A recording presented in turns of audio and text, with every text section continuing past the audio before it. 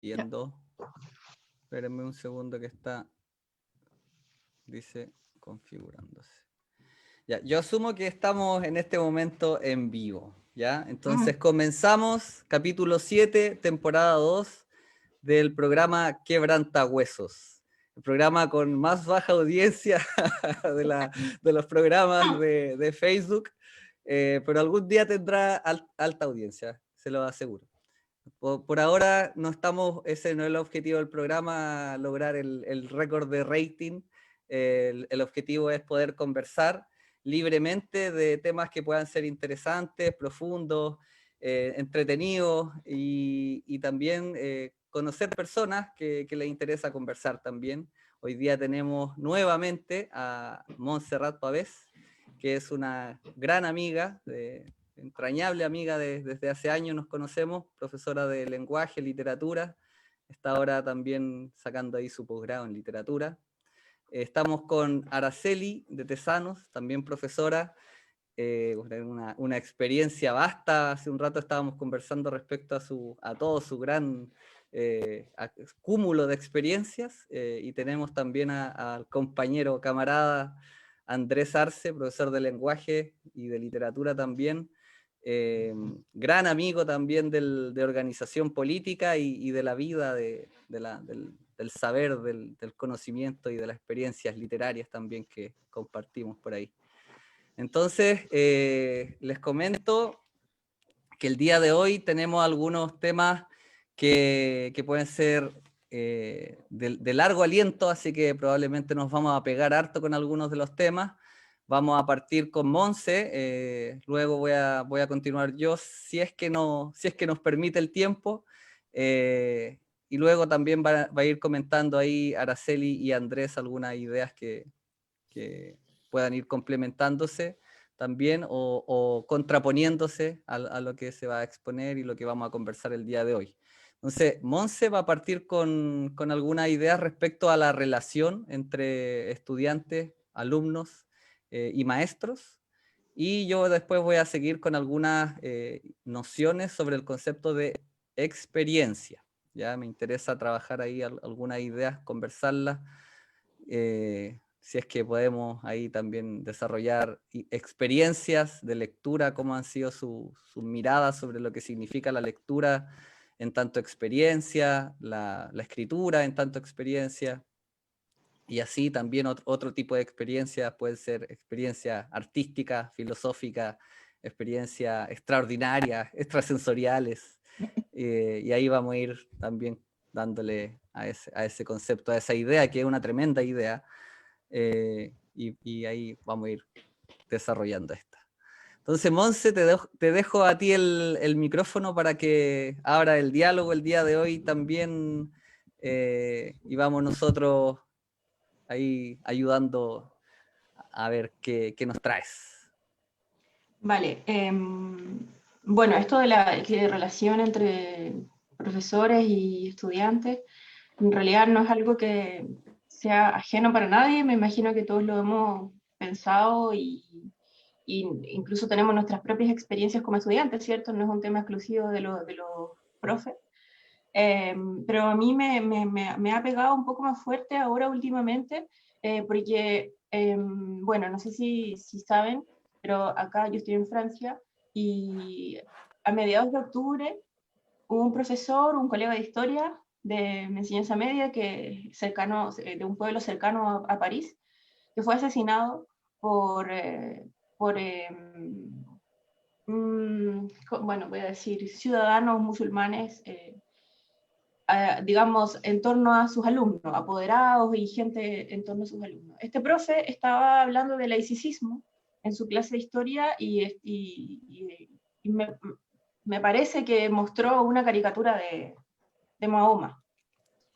Y fue amenazado por eso, primero el descontento de los alumnos. En los liceos generalmente, sobre todo de las ciudades más pequeñas, hay mucha gente inmigrante y mucha gente musulmana, ¿cierto? Y bueno, esto fue amenazado por esta gente luego de unos días lo encontraron decapitado. Y eso fue un escándalo en este país. y fue, bueno, salió en las noticias y fue súper, súper, súper comentado. Esto fue a mediados de octubre, como dije.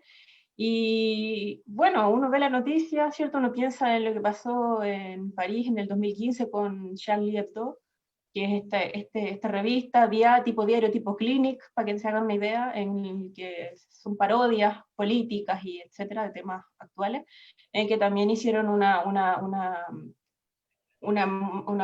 caricatura bastante burlesca, ¿cierto?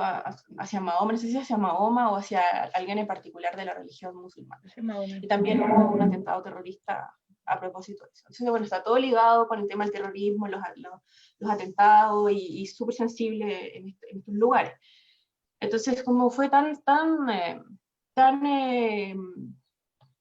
importante lo que sucedió, se hicieron una serie de homenajes a este profesor que se llamaba Samuel Paty, y él, bueno, era un colega de 40 y tantos años de historia. Y bueno, ustedes saben también que todo muerto, no sé cómo es el dicho eso de que todos los muertos son buenos, por ahí va la cosa, se hizo un súper mega homenaje y todo. Y yo vi ese homenaje, que fue un funeral en el fondo laico, porque esto es un país laico, entonces no había ningún cura, ninguna iglesia, nada, una canción X y una cosa más militar, más bien militar. Y se fueron leyendo varios textos en homenaje a este colega que decapitaron, y luego habló el presidente. Y de los textos que leyeron, que lo leyó justamente una alumna de este profesor, fue la carta de Albert Camus, lo dije en francés, A su profesor. Albert Camus, para su profesor cuando él ganó el Nobel. Bueno, de toda la correspondencia publicada que hay de Camus, está esta carta que es la más famosa, no sé si la puedo leer, no sé si tendremos tiempo para que yo la lea, es súper breve. Sí, La voy a leer. léela nomás porque yo me acuerdo que es cortita y es bacán. Es cortita. Dale, dale. Dice así, está fechada el 19 de enero de noviembre, perdón, de 1957. Dice: querido señor Germain, he esperado a que se apagase un poco el ruido que me ha rodeado todos estos días antes de hablarle de todo corazón. He recibido un honor demasiado grande, que no he buscado ni pedido. Pero cuando supe la noticia, pensé primero en mi madre y después en usted. Sin usted, la mano afectuosa que tendió al pobre niño que era yo, sin su enseñanza y ejemplo, no hubiese sucedido nada de esto. No es que le dé demasiada importancia a un honor de este tipo, pero ofrece por lo menos la oportunidad de decirle lo que usted ha sido y sigue siendo para mí. Y le puedo asegurar que sus esfuerzos, su trabajo y el corazón generoso que usted puso continúan siempre vivos en uno de sus pequeños estudiantes, que a pesar de los años no ha dejado de ser su alumno agradecido. Le mando un abrazo de todo corazón, Albert Camus. Entonces, bueno, yo me acordé de que en algún momento había leído esa carta también, y etcétera. Y bueno, después vinieron, como les digo, una serie de discursos en las que se ensalzaba, digamos, la labor de este colega, pero se reflexionaba mucho en torno a esta idea de cuántos de nosotros estamos nuestras vidas marcadas por un profesor justamente, sobre todo, no sé, los que estudiamos literatura, por nuestro profesor de castellano, ¿cierto? Seguramente. Todos tenemos una experiencia, era muy chistoso, entre paréntesis, que lo dijera el presidente, que se casó con su profesora de francés, ¿cierto? De lengua. Bueno, pero eso es cuento aparte. Entonces, yo me sentí súper así tocada por esa lectura, y empecé a mirar, y como tengo un curso de traducción literaria, agarré la carta y la tomé como para que la tradujeran los chicos, y hablamos del contexto y todo eso. Investigando para preparar esa clase, descubrí que está la respuesta del profesor. De su profesor. Recordemos que Albert Camus estudió en Algeria, ¿cierto? Por todo el tema político que se vivía en ese tiempo, y la carta que le responde su profesor es bastante larga, pero hay una parte bueno, él rememora un poco la imagen que tenía de él cuando él era niño, cuando él era un estudiante, ¿cierto? Y habla también un poco de la contingencia en ese momento, a propósito de la laicidad justamente, y de la obligación de estudiar a través de la Iglesia Católica, digamos, la imposición en Algeria, imagínense. Y hay una parte en que dice, el pedagogo que quiere desempeñar concienzudamente su oficio no descuida ninguna ocasión para conocer a sus alumnos, sus hijos, y estas ocasiones se presentan constantemente. Una respuesta, un gesto, una mirada son ampliamente reveladores.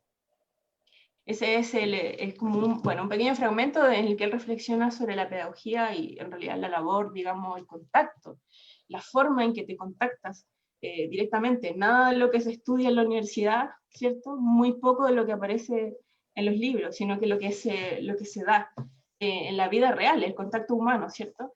Y también en este discurso, en el homenaje a este colega que mataron, también salieron algunas palabras de un político sindicalista de principios del siglo XX, Jean Jaurès, bien famoso, toda la ciudad tiene una calle que se llama Jean Jaurès, y, hay una frase también famosa de un discurso que él hizo a los profesores y que hablaba de que la labor docente era una mezcla entre firmeza y ternura, decía él. Esa era bueno, y bueno, todo esto en torno a este homenaje que les digo yo, y yo, bueno, con todo esto me puse a pensar también bueno, en mi propia experiencia, por supuesto, en las personas adultas que me inspiraron cuando yo era una niña, no solo los profesores, porque escapa un poco de la escuela, ¿cierto? Y también, por supuesto, mi interés por la lectura fue incentivado estoy segurísima, primero por mi abuela y por mi familia, y luego en el colegio, ¿no? Cuando los profesores descubren que hay alguien que le interesa y te empiezan a bombardear con cosas y tú finalmente encauzas por ahí tu camino, que fue mi caso, por lo menos. Eh, y esas relaciones como de cercanía, e incluso en la universidad, que se dan con los profesores, la poca verticalidad que existe.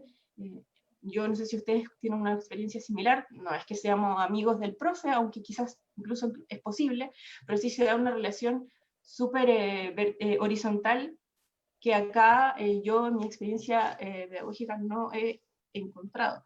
Y curiosamente, le he preguntado a mucha gente, a muchas de mis amigas francesas y franceses, cómo era como sus relaciones con los profes, y claro, que había como una inspiración, cierta una cosa, pero no era cercano como nosotros estamos acostumbrados. Pienso en la forma en que se relacionan acá en este país, bueno, si ustedes estuvieron en Francia deben saber cómo es de distinto a nuestra idiosincrasia, ¿cierto? Nuestra cercanía física, eh, nuestro carácter latino, digo yo, que es tan distinto a lo que encontramos acá y que acá es como más difícil acceder a los sentimientos de una persona de manera directa, ¿cierto? Cuesta mucho más, es una cosa que se da mucho más con el tiempo, incluso con las relaciones personales, con las amistades, con las relaciones de pareja. Entonces, por supuesto que en la clase la relación es mucho más distante, diría yo, más fría, y yo, que llegué acá a hacer clases directamente a una universidad, yo enseño español, enseño un poco de literatura también, no tengo tantos cursos de literatura como quisiera, más bien enseño español, y yo he llegado con la personalidad de siempre, ¿cierto?, a encontrarme, no sé, con personas que no siempre la comprenden, que me miran raro, que yo sé que se dan cuenta que yo soy distinta a las otras profesoras francesas que están acá, eh, pero me he encontrado muchas veces como con ese silencio de vuelta, que tiene que ver con una no comprensión, o como que el camino que va como del humano al otro humano no está siempre como recorrido, no está como siempre hecho. Y tiene que ver con una cosa con la crianza también, con la independencia que se, que se intenta aquí desde pequeños, ¿cierto? Y con una dependencia emocional mucho menos marcada, a diferencia de la nuestra. Y eso lo pueden ver con las relaciones que tienen con su familia, ¿cierto? Con los ancianos que están solos, muchas cosas. Entonces, eso era un poco lo que les quería como compartir, y que a mí a veces me pasa, como, y sobre todo ahora que estamos en confinamiento de nuevo nosotros acá, y yo he terminado mi semestre, que va a terminar ahora en 2 semanas, haciendo clases online, y que nadie prende su cámara, que nadie participa, y que tampoco era tan distinto en clases que nadie levantaba la mano feliz para contestarme. Eh, sí se dan las mismas dinámicas, pero es mucho más difícil llegar a las personas. Y cuando tú llegas e intentas directamente entrar en la persona no sabe cómo recibir lo que tú le estás entregando. No, o sea, no sé si les parece que una vez conté acá que yo una vez una secretaria fue súper amable conmigo para un trámite que yo tenía que hacer, entonces yo le llevé un regalo, un chocolate, al otro día o 2 días. Y esa uno lo hace, eso es normal, o sea, eso es normal. Pero díganme si me estoy equivocando, eso uno lo hace bueno. O tú le agradeces a la persona que te hizo una paleteada, ¿cachai? Uno lo hace, ¿no? Y cuando hubieran visto la cara que puso esa mujer, Sí. no, pero es que yo estaba haciendo mi trabajo. Y como que lo recibió en la mano, el chocolate, y como que no sabía qué hacer. Así y yo explicándole que para mí era normal, porque en mi país nosotros, como que sí, súper absurda la situación, y es como esa situación se va replicando a todos los niveles, la gente como que no tiene como ese vínculo, ¿cierto? Como que terminan entendiéndolo porque entienden que tú eres distinta, pero un francés con un francés no va a hacer eso, no es normal. Nunca, jamás. Entonces, a mí me ha costado bastante hacer ese vínculo que yo siento que necesito hacer con mis estudiantes, y a pesar de que yo siento que ya los conozco, y con algunos hasta intento tirar la talla, generalmente fracaso. Generalmente fracasa mi empresa de intentar una cercanía y de eso. No. Entonces, esa firmeza y ternura me cuesta bastante. Acá tira más para la firmeza que para la ternura, o hay una ternura muy rara que yo no la conozco, que en el fondo son buenas intenciones, ¿cierto? No es que uno quiera ser amigo de sus alumnos ni adoptarlos ni nada, pero que son grandes, mis alumnos tienen 20 años, pero yo tengo casi el doble, entonces igual uno siente como uno se ve en ellos. Entonces, bueno, imagino que todos saben de lo que hablo. Así que bueno, por eso les quería comentar justamente de dónde venía esta inquietud, y que bueno, yo me di cuenta hace mucho rato de que aquí era distinto, y haciendo clases también me encontré con eso, como con una barrera, así un muro. Y no solamente, como les digo, en la relación profesor-alumno, sino que es una cosa, es la idiosincrasia. Entonces, eso más o menos era lo que quería comentar. Buena. Dale, Araceli nomás. Me gustaría Dale hacer nomás. un comentario porque, o sea, yo escucho a Montserrat y me resuenan muchas cosas porque después de 17 años franceses son muchos años. ¿Sí? Entonces, porque además son los viejos vínculos con la cultura francesa que siempre tuvimos en América Latina. Son dos cosas bien distintas, y cuando uno llega allá y cuando uno mira las cosas desde aquí. Y yo comparto mucho de las cosas que tú dices. Es una experiencia bien relevante. O sea, yo, por ejemplo, la gente le llamaba la atención. Yo tenía una excelente relación con la panadera del pueblo. Y tan buena la relación que nos intercambiábamos novelas. O sea, nos prestábamos libros. Pero eso no es lo normal, ¿sí? Y con la señora del correo, o sea, entonces era una gente, o sea, porque mi vínculo, y mi mejor amiga en Francia era una mujer italiana, que era mi librera. Entonces, o sea, y cuando entré a la universidad, ahí uno se da cuenta de lo que tú estás diciendo, ¿sí? Porque somos muy distintos. Pero la distancia no significa ausencia de respeto, no significa ausencia de ternura, no significa ninguna de esas cosas. Porque son o sea, los amigos franceses son amigos para siempre, además. No pasan, o sea, quedan siempre ahí. Y están siempre ahí para lo que uno necesita. ¿Sí? Entonces, mi vecina atrás de la casa, o sea, y claro, es bonjour, bonjour, y todo el mundo sigue en su cuento, ¿sí? No hay mucho más.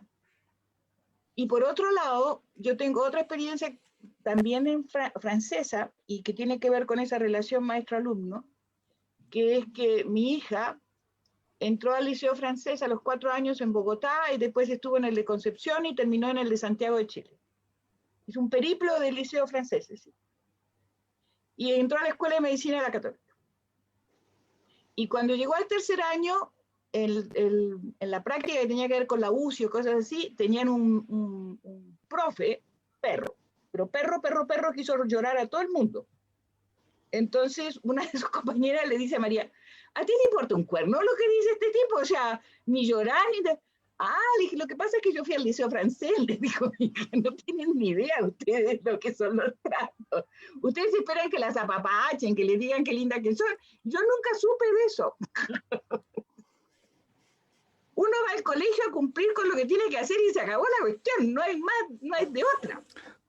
Porque tienen esa cosa muy disciplinada además, porque son disciplinados. Y respecto de lo que pasó con Samuel Paty, a mí lo que más me duele en el alma, además, porque me duele la sociedad francesa con todo lo que ha pasado, y lo mismo me pasó con Charlie Hebdo, y lo mismo me pasó con el Bataclan, y lo mismo me pasó con todas esas cosas. ¿Sí? Porque si hay una cosa difícil de entender, y yo me he dado cuenta aquí, ¿qué significa ser una sociedad laica? ¿Y qué significa vivir en el laicismo? Y como yo soy uruguaya, yo tengo la misma experiencia que los franceses. Porque es una sociedad laica. Es una sociedad laica desde fines del siglo XIX, el Uruguay. Con una iglesia separada del Estado desde 1903. Pero separada. Entonces, los franceses son lo mismo. Cuando Macron le tiene que explicar a los gringos qué es el laicismo, porque los periodistas gringos le estaban echando la culpa al gobierno francés del asesinato de Paty. O sea, oiga, ubíquese, ¿sí? Son sociedades completamente distintas, que se fundan sobre elementos esenciales de la sociedad civil. La religión no tiene nada que hacer en ese mundo, pero nada. Y no es que no respete la religión, es que es una cosa distinta, sino que simplemente no tiene que ver con la vida común y corriente. Y eso es lo difícil. Aquí yo he tenido serios problemas para hacerme entender cuando yo hablo de laicidad. O sea, no es que el Estado que sea comecuras, anticlerical, no. Todas las religiones en la sociedad laica tienen el mismo estatuto, pero no tienen nada que ver con el Estado, punto. O sea, ningún presidente francés, ni siquiera de Gaulle que iba a misa, jura sobre la Biblia. Jamás, ni sobre los santos evangelios, ni jura por Dios. Jura por su honor.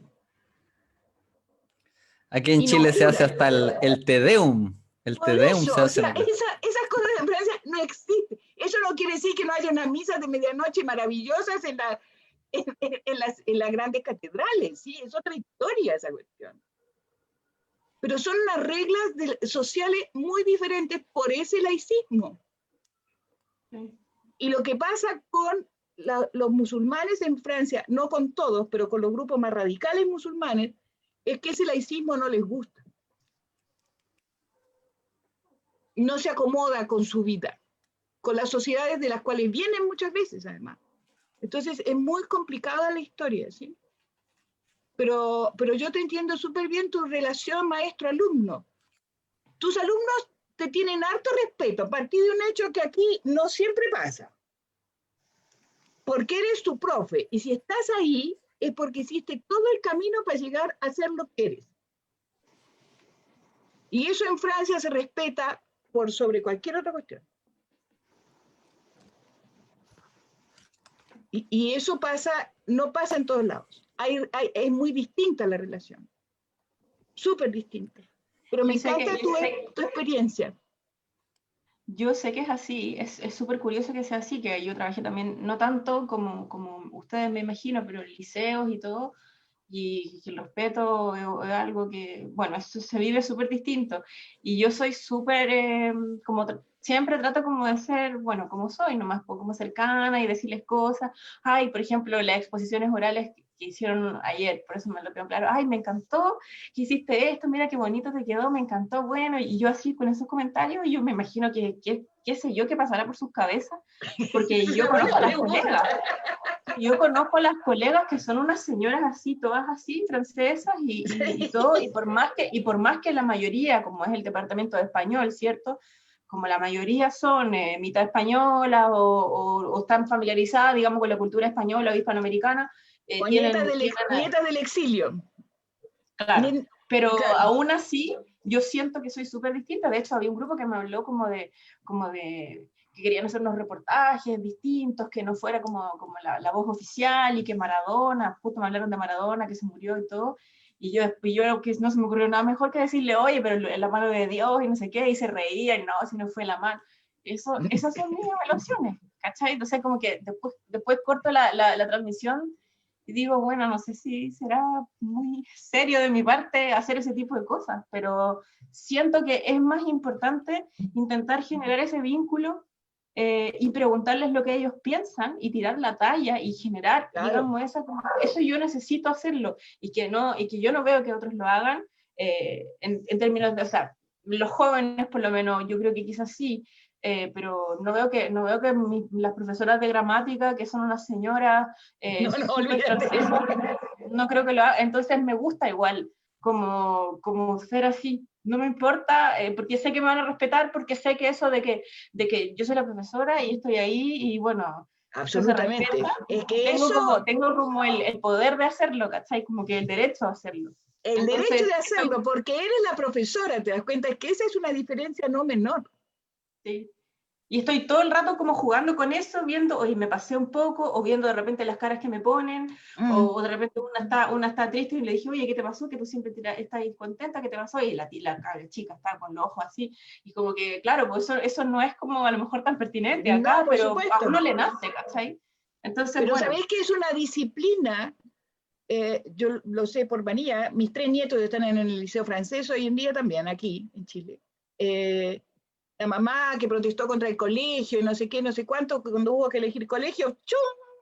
Partieron para la alianza francesa. Entonces, porque hay una cosa como dice María, mira mamá, yo protesté y protesté y protesté, pero al final yo tengo que reconocer que yo me saqué la lotería yendo al colegio que fui. Porque me enseñaron a hacer una cantidad de cosas que nunca en otro colegio me hubieran enseñado. Entre ellos a tener opinión propia. Sí, como que yo escuchaba como las cosas que se hablaban en ese funeral, en ese homenaje, que no era como funeral, como religioso, como nosotros, No, o para sea, yo nada.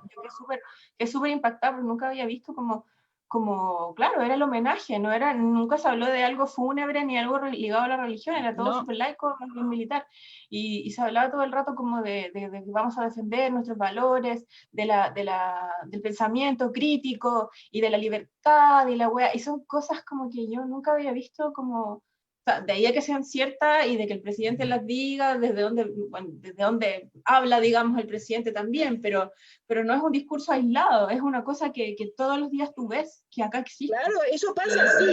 Ahora, pensar tú que tú tenés un presidente, el señor Macron es un personaje bien exótico. Porque cuando tú tenés un presidente, primero que es normalien, segundo que trabajó con Riquet durante 7 años. O sea, fue el asistente de Riquet durante 7 años. Él fue el que revisó el manuscrito, el último manuscrito de la historia y el olvido. Es un tipo que habla 4 idiomas. Es un personaje raro. O sea, para ser presidente de la República. Es súper Oye, joven. yo me voy a meter en la conversación.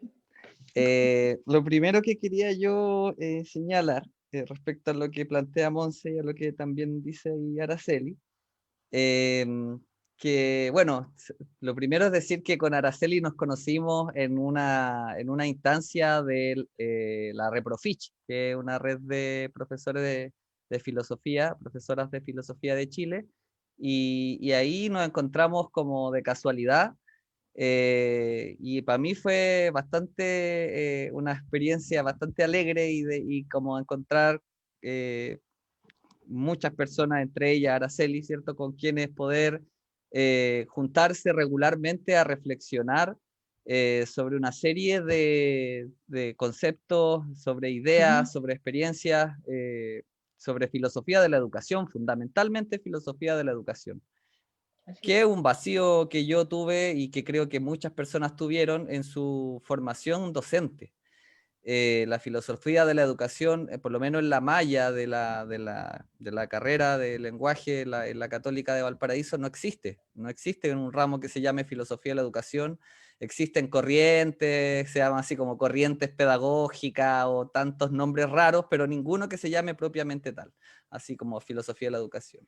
Y creo que ese ramo, ¿cierto?, debería estar presente, así como historia de la educación también, o historia de la pedagogía, podría estar, y no están ausentes, pero sí en como 5 ramos te pasan conductismo, constructivismo, y qué sé yo, otra cosa más, por ahí cognitivismo y sería.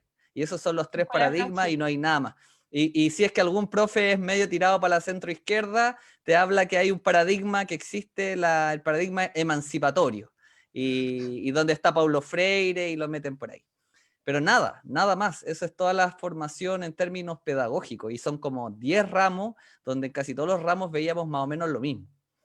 Entonces quería yo apuntar, por un lado, hacia esta idea de cómo uno se encuentra como ciertos vacíos, como en la formación inicial, que también lo decía ahí en la Monse, que en la 1 te enseñan que después cuando vayas a ser profe, ¿cierto? Los cabros se tiran las sillas, se agarran a combos, se pelean, se aman, ¿cierto? Se enamoran de ti, te odian, todas esas cosas que son la realidad, ¿cierto? Es súper complejo y nunca se habla de eso en la formación. Te muestran un mundo ideal que después no tiene ninguna relación con lo que con ocurre nada. de hecho.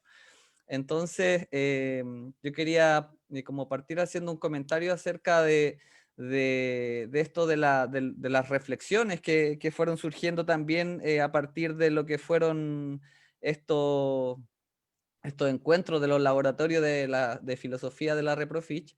Ahí yo escribí un texto, porque también hicieron un blog ahí como sobre reflexiones docentes, como respondiéndole un poco al Andrés, que también había escrito un texto, y a otro compañero más que también había escrito otro texto en ese mismo contexto, digamos. Y ese texto que escribí en ese marco hablaba sobre, le puse como el título, Oh amigos, hay amigos, a propósito de otros textos que tienen esa referencia a la mirada que se plantea entre Platón y Aristóteles, cuál es la relación en el fondo maestro-alumno.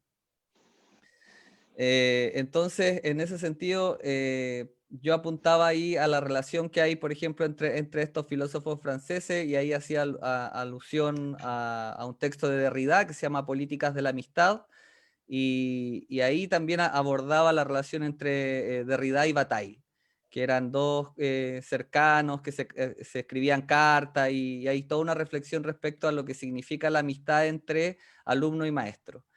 Y también la reflexión de fondo que yo planteaba era a propósito también de cómo uno inevitablemente se puede hacer amigo de estudiantes. O sea, que la amistad a veces no es algo que uno controle, no es como que uno diga, no me voy a hacer amigo de este estudiante, ¿cierto? Es como que la experiencia de la amistad, ¿cierto? O de la relación de un vínculo estrecho con una serie de características, es algo que uno a veces no busca, solamente ocurre, es como un acontecimiento y ahí uno va interactuando con eso, pero es algo que surge casi de manera espontánea. Entonces, lo que señalaba yo ahí, por ejemplo, como a propósito de un estudiante con el que yo hace poquito tuvimos una experiencia muy fuerte, que el estudiante intentó matarse de una forma muy compleja. Y fue estremecedor para el liceo porque era el presidente del centro alumno. Yo todavía tengo contacto con el Martín, ¿cierto? Yo le conté del texto, le mandé el texto, se reía, decía que estaba como contento de que lo haya citado de alguna manera. Y nada, pues con Martín habíamos tenido una experiencia súper cercana, habíamos ido al cine juntos varias veces, yo hablaba por teléfono con su mamá, le pedía permiso para que fuéramos al cine, una experiencia muy buena onda, y de repente pasa esta cuestión y fue como para mí terrible, porque después tenía que estar yéndolo a ver al hospital, y, y estaba entre la vida y la muerte, entonces era una cuestión súper fuerte. Y toda esta experiencia para mí igual como que me marcó un montón como profe. Y lo otro que quería señalar yo dentro de esas experiencias, comentar otra experiencia que también fue más o menos traumática. Con Martín es bueno porque en el fondo igual todavía somos como amigos y todavía es como parte del liceo y bien. Pero por otro lado, hace poco me pasó otra experiencia muy terrible, como en esa misma lógica como de las relaciones, que había un chico de mi liceo también con el que había muy buena onda, nos habíamos encontrado en las marchas estudiantiles, muy buena onda, y de repente se empezó a poner como medio agresivo conmigo. Y empezó como a agarrar más confianza, como a tomarse una confianza que ya no correspondía. Y me empezó como a molestar, pues yo se lo dije y en un momento como que no quería hacer nada y me dijo, no, profe, ¿sabe qué? Usted póngame puros 7 o lo voy a pescar a balazo. Y esto fue hace como 3 años. Y yo quedé así, pero impactado con la situación, pues. Y yo decía, y ahí obviamente hubo un diálogo después de clase con él, porque eso lo dijo delante de sus compañeros. Hubo un diálogo y todo, pero yo igual temía que efectivamente el chiquillo hiciera algo, a lo mejor no me iba a agarrar a balazos, pero sí podía hacer cosas así de terrible. Y tenía yo miedo a veces a andar por la calle, encontrármelo, y eso nunca a mí me ha pasado, o sea, es como la experiencia más violenta que en el fondo pude como experimentar como en mi experiencia docente, y hace poquito al chiquillo lo mataron. Lo apuñalaron, otro chiquillo que es compañero de uno de los chiquillos del liceo. Entonces, esta experiencia, como con la violencia que se da hoy día en la escuela, en los liceos, es tremenda. Entonces quería yo ahí como comentar eso, como nadie te prepara para vivir esos grados de violencia y aunque te lo trataran de anticipar, la vivencia, ¿cierto? La experiencia como tal de eso es súper difícil de sobrellevar. Entonces, comentar eso y como para terminar la idea, referirme un poco, así como para darle el pase al Andrés, que el Andrés hacía referencia ahí en su texto en ese tiempo que comentaba en ese ensayo, a la película Los 400 golpes, que es una película muy bonita y que Andrés comentaba en ese ensayo. Y también, pues, o sea, referirse al cine, por ejemplo, cómo aparece la relación maestro-alumno en el cine. Y hay una película que a mí me gustó muchísimo antes de que yo saliera como a hacer clase. Me acuerdo que se la mostré a mis compañeros en la universidad en un ramo de pedagogía, le pedí permiso a la profe y le dije, oiga, profe, justo estaba haciendo la práctica intermedia en el liceo donde trabajo hoy día yo. Y le pedí permiso a la profe de práctica para mostrarle una película a mis compañeros de curso de ese tiempo que íbamos como, era un ramo que tenían como en tercer año, creo. Y vimos la película y les gustó harto, pues, y la película se llama Entre los muros, es el título en español. Y bueno, se tradujo como La clase en algunos lugares en Latinoamérica. Y la película está basada en una novela que escribió un profe, y el profe francés, y se trata un poco de cómo se da esta relación maestro-estudiante en una escuela francesa, una escuela pública. Y por lo menos a mí me resultó igual como de todas las películas que he visto así más o menos sobre profesores y profesoras, creo que es de las que más me ha resultado así como significativa en cuanto a lo que refleja, en cuanto a lo que reflexiona, lo que muestra. Me parece que es como si es que no la han visto, la recomiendo mucho y le doy el pase ahí al Andrés también para ver cómo no. Perdón, antes que hable él, Dale. quería preguntarte si viste una que también es francesa que se llama El día de la falda, ponte tú, La journée de la jupe. La journée La de journée de la jupe. Es de una profesora que también está haciendo clases en un curso caos y es súper violenta también y hay porte de armas y también es como psicológicamente se aborda el personaje de la profesora de una manera súper violenta también, enfrentándose, digamos, a ese como ambiente hostil, y la contraparte, digamos, que es todo el curso como en contra, estoy hablando de un liceo de mierda, así, o sea, que hay también. Por si te interesa, yo creo que la tradujeron como el día de la falda. Si querés después te digo el nombre en francés, a ver si te interesa buscarla, porque es como la misma onda, de esa de Entre Mundos. Y hay una viejita, viejita también que se llama Matar a un ruiseñor. Esa me suena. To Esa me Kill suena como en los Killing- listados de... To Killing a Mockingbird. Es una maravilla de película. Es de Hitchcock, ¿no? No, es de Sidney Lumet, Ah, porque ya. es una película antirracista. Sí, pues Es está muy también Al maestro con cariño. Ah, también. Oye, pero bueno, en relación a lo que es que han hablado de hartas cosas y como volviendo al inicio, recordar solamente que por qué este profe también es tan valioso para Camille, que la infancia de Camille fue dura, po. El profe fue el único que le tendió la mano prácticamente porque él tenía que aperrar con la mamá, ¿cierto? Tenía que trabajar. Y por lo tanto, para la familia fue un tremendo esfuerzo decir, ¿sabes qué? Ya, dedícate al estudio, ¿cachai? Como que nadie le ponía mucha ficha al tema del estudio. Y el profe voluntariamente asume la tarea, ¿cierto? De tomar a este cabro chico y acompañarlo para unos exámenes, ¿o no? Algo por el estilo, que finalmente a Sí, sí, sí. Camille le fue como muy bien y finalmente pudo seguir estudiando, ¿cierto? Sí, como que avanzó. Y al hermano también, al hermano de Camille, a los dos. De De Camille hecho, en la Alonso. carta, no sé si les parece, les puedo buscar la carta si quieren, es súper larga, y habla también como de eso, como que se acuerda de su mamá y del hermano, y como toda la experiencia de pobreza, de como que en el fondo Claro. él lo ayudó a salir, digamos.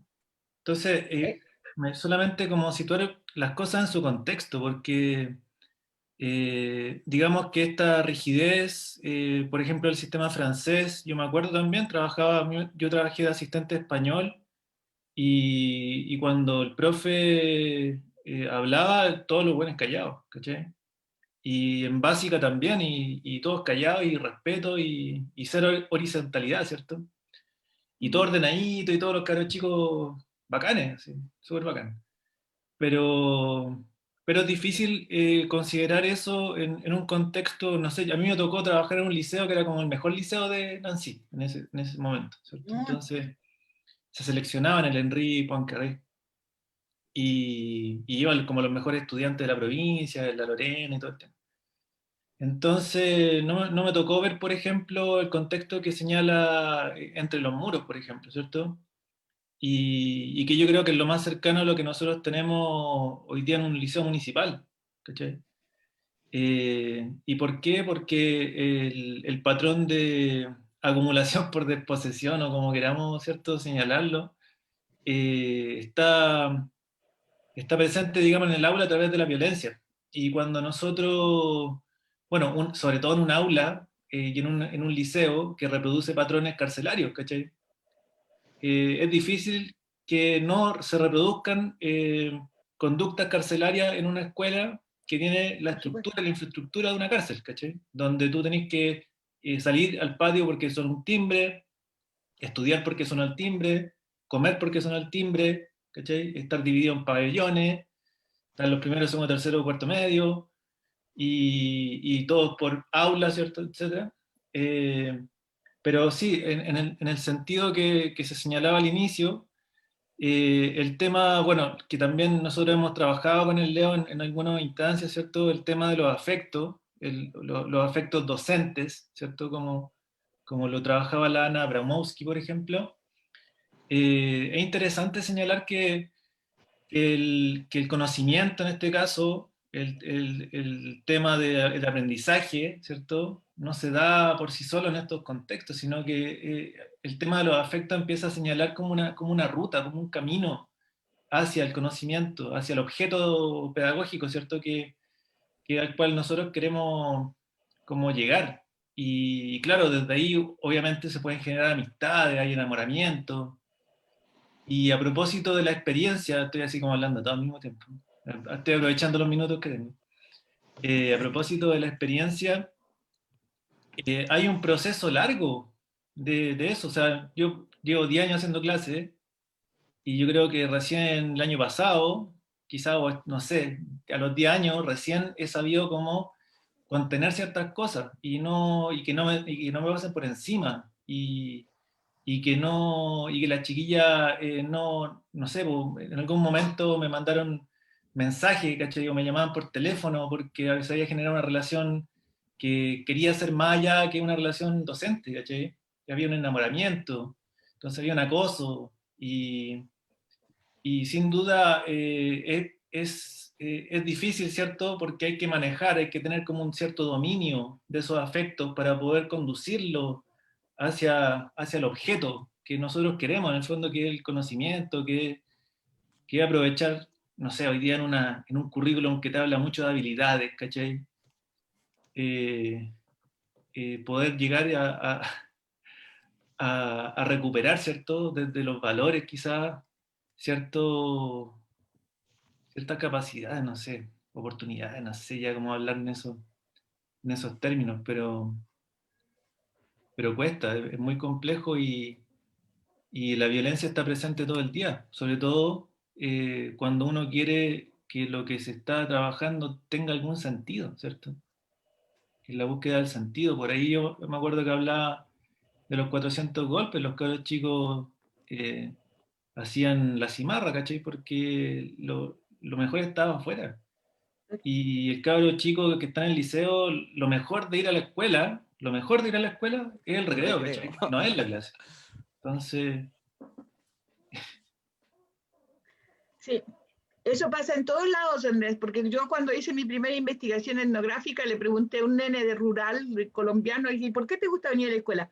Porque el recreo lo paso bomba. Digo, la mejor parte. Ahora mismo con la pandemia, o sea, a mis nietos, ¿y cómo? ¿Y el colegio? No, no, no, no, yo lo que extraño son mis amigos, a mí la escuela me da lo mismo, o sea, olvídense. Lo que importa son los Sí, compinches, son los amigotes, son la gente con la que yo tengo mis relaciones, o sea, el profe es el profe lo tengo que aguantar por la pantalla, o sea, chao. Pero me da lo mismo que esté presente que esté en la pantalla, pero sobre todo mi nieto del medio, que es un personaje bastante complicado a esas cosas. Entonces, o sea, pero yo creo que lo que tú dices, Andrés, la forma, creo que una de las cosas más difíciles de aprender para uno como maestro es el manejo de los afectos y de las relaciones afectivas. Porque los chicos son todos distintos, pero uno sabe que ahí son todos iguales, ¿sí? Cuando están delante de uno son todos iguales, aunque sean todos distintos. Y esas dos cosas juntas son muy complejas de manejar. Y a mí me pasó tanto en la escuela como en la universidad. Tener estudiantes universitarios para mí nunca fue fácil, porque además yo había cosas que tenía como, a lo mejor, por, porque uno, por la educación que uno recibió o por lo que fuera, o sea, yo tengo un sentido de responsabilidad marcado hacia fuego adentro, y para mí la gente que no tiene responsabilidad me produce unas cosas así como, ¡ah! ¿Ya? Entonces, si yo me tomaba el trabajo y una vez pasó y parece que se hizo famoso en la Universidad Católica, yo enseñé en sociología de la Católica, entonces les enseñaba a hacer etnografía. Entonces yo, muy juiciosa, porque soy muy disciplinada además, les hice el programa al principio de año, les dejé todos los papers en la biblioteca, hice todo lo que había que hacer. ¿Sí? Entonces llegó un día en que ellos tenían que leer, porque era una sesión de discusión de 3 papers que sabían desde marzo que tenían que leer. Y esa cuestión era en mayo. Yo llegué y no había leído nadie. Les pegué 4 gritos y terminé diciendo, y si quieren vayan a decirle al decano o le van a decir al rector, me da lo mismo, porque esta clase se terminó aquí. Y cerré la puerta y me fui. Porque no puede ser eso tampoco. Porque uno puede ser buena onda, uno se toma el trabajo de aprender cosas, de tratar de que se entiendan las cosas, pero las responsabilidades son las responsabilidades. Y además la otra cosa que los tenía terriblemente ofendidos es que si van a ser sociólogos, van a escribir, como tú dices, Leo, ¿sí? Y esto tiene que ver con la experiencia de la escritura, entonces escriba bien. Entonces se ofendían conmigo porque yo les ponía los errores de ortografía abajo, en los escritos. ¿Cómo? No solo eso, sino que si quiere la nota, tiene que repetir la palabra 4 veces. Cuando me devuelven el escrito con las 4 veces repetida la palabra, bien escrita, le doy la nota. Mientras tanto, no. Porque hay cosas que son mínimas, o sea, van a ser sociólogos, tienen que escribir. No pueden tener errores de ortografía. Entonces, esas cosas producen conflictos. Porque la aparente vieja buena onda, media hippie, que anda media disfrazada de hippie, pero no, cuando se pone en la académica sonamos todos. Estamos todos fritos. Porque no se pueden confundir las apariencias con las esencias de la gente. Y con los estudiantes pasa lo mismo. Yo he tenido muy buenos estudiantes, ¿sí? Y hay gente con la que yo hasta el día de hoy me veo y me hablo y me comento y me mandan muchas veces los trabajos para que yo los revise antes de publicar y todo ese tipo de cosas. Y a mí me parece genial. Pero no es con todos lo mismo, porque hay gente que no resiste el rigor. No resiste la exigencia. Y por otro lado hay unos tipos que son geniales, y a mí me parecía muy fascinante. Entonces había otros que según ellos cumplían con todas las tareas, pero estos otros que eran unos creativos maravillosos para escribir ensayos, por ejemplo, ¿sí? Y yo se los hacía leer públicamente, entonces los otros se ofendían porque ellos habían repetido los libros. Olvídese, o sea, la academia es la academia. Entonces, hay, como tú bien dices, o sea, hay cosas muy complicadas cuando uno es maestro. Y son situaciones muy complejas de resolver. ¿Sí? Ahora, cuando uno marca a la gente, la marca para siempre. Y eso yo lo sé por experiencia propia. Yo me encontré hace 3 años atrás con mis 25 últimos muchachos del último grado de escuela uruguaya donde yo hice clase. Y ahí estaban. Y entonces, ¿por qué? Porque pasó algo. Porque uno no sabe lo que pasa hasta que no pasan los años. Y ellos y crecen. Y crecen tanto los que van a la universidad como los que van a la escuela. Porque los dos están en proceso de crecimiento. O sea, yo miro de una manera muy distinta a mis viejos maestros que cuando yo estaba metida en el medio como estudiante y como alumno. Y hay cosas que yo reconozco que yo hago porque las aprendí con ellos. Araceli, Sí, vamos a ver si es que podemos introducir el tema tuyo y el tema mío al mismo tiempo. Ya, ok. ¿Ya? Pero quiero yo ahí referirme a lo de que plantea al inicio sobre la experiencia, que de alguna manera lo hemos ido tocando. Hemos yo hablado quería... de experiencia, Leo, de ninguna otra cosa hemos hablado. Sí, efectivamente. Yo quería referirme a esta idea de la experiencia. Obviamente que sabemos que la experiencia es un concepto muy, muy amplio, sobre todo si se ve como una especie como de sinónimo de vivencia. Entonces como la vivencia de alguna manera que está en todas las cosas, es como no hay nada fuera de la experiencia, podría decir algún filósofo por ahí. Entonces, quería yo hacer como algunas acotaciones respecto a la idea de la experiencia que quería como tratar de comentar, que no es como toda la experiencia en toda su dimensión, sino como en algunas expresiones. Entonces, como para dar cuenta igual de esta idea, señalar que obviamente la experiencia ahí, por ejemplo, se ve desde un punto de vista filosófico, normalmente se asocia a una corriente filosófica que es el empirismo. Normalmente, ¿cierto? Por un lado están como los filósofos que valoran la experiencia como la gran forma de comprender la realidad, el universo, el mundo. Y por otro lado, ¿cierto? Están otros filósofos que no consideran que la experiencia probablemente no es lo más importante, sino son cosas que son previo a la experiencia, y ahí, ¿cierto? Tenemos los a priori kantianos, ¿cierto? Las ideas platónicas que son como inmanentes, etc. Entonces, yo me quiero referir de manera más concreta a cómo la experiencia puede servirnos para entender algunos procesos a la hora de enseñar. A mí me pasó cuando, como les comentaba, en mi formación inicial como profe, no haber tenido muchas como preparación para poder abordar una serie de cuestiones que a mí me parecían fundamentales. Por ejemplo, cómo enseñar literatura. A nosotros en la universidad nos enseñaban mucho cómo enseñar a escribir, como algunas teorías de la comprensión y de la producción escritural, etcétera, pero muy poco o prácticamente nada sobre cómo se enseña literatura. Nada, o sea, nada, absolutamente nada, cero. O sea, como que si uno cuando fuera a ser profe de literatura no fuera a enseñar literatura. Como una cosa muy rara, pero había un ramo que se llamaba Metodologías de la Enseñanza-Aprendizaje, que tenía el 1 y el 2, y el 2 tenía una parte, ni siquiera era todo, donde la profesora comentaba algunos textos que se referían ahí a la enseñanza de la literatura, y la profesora nos decía explícitamente, yo no sé cómo se enseña literatura. Así, tal cual. Así que díganme ustedes cómo creen que deberían, o sea, cómo creen ustedes que debería enseñarse literatura en la escuela. Porque si bien existen algunos teóricos que han planteado algunas líneas, lo que se maneja en general no es mucho. Estoy como tratando de parafrasear a la profesora.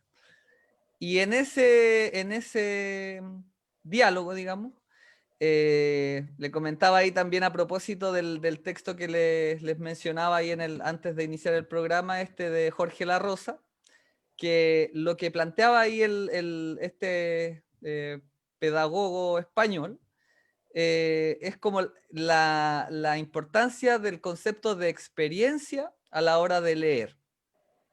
Entonces, esa idea tan sencilla y tan compleja a la vez, nunca aparecía en ninguna parte. Así como, por ejemplo, en la noción de hermenéutica a la hora de comprender, ni por si acaso. O sea, filosofía del lenguaje, ni hablar.